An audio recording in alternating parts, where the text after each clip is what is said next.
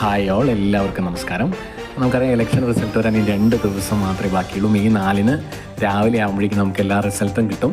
അപ്പോൾ എൻ്റെ channel subscribe ചെയ്തവർക്ക് വേണ്ടിയിട്ട്, ഇനി സബ്സ്ക്രൈബ് ചെയ്യാൻ പോകുന്നവർക്കൊക്കെ വേണ്ടിയിട്ട് ഞാൻ ചെറിയൊരു രസകരമായ ഒരു കാര്യം നടത്താൻ ഉദ്ദേശിക്കുകയാണ്. അതായത് നിങ്ങളുടെ ഒരു ഒപ്പീനിയൻ പറയാൻ വേണ്ടിയിട്ടാണ് ഞാൻ ചോദിക്കുന്നത്. നിങ്ങളുടെ ചില ചോദ്യങ്ങളാണ്. നിങ്ങളുടെ മണ്ഡലം ഏതാണ്, അവിടെ ആര് ജയിക്കും, നിങ്ങൾക്ക് രാഷ്ട്രീയ ചായ്വ് ഉണ്ടെങ്കിൽ അതും കൂടി പറയണം.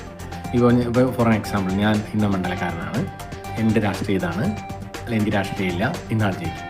3 കാര്യങ്ങൾ നിങ്ങൾ കമൻറ്റ് ബോക്സിൽ പറയുക.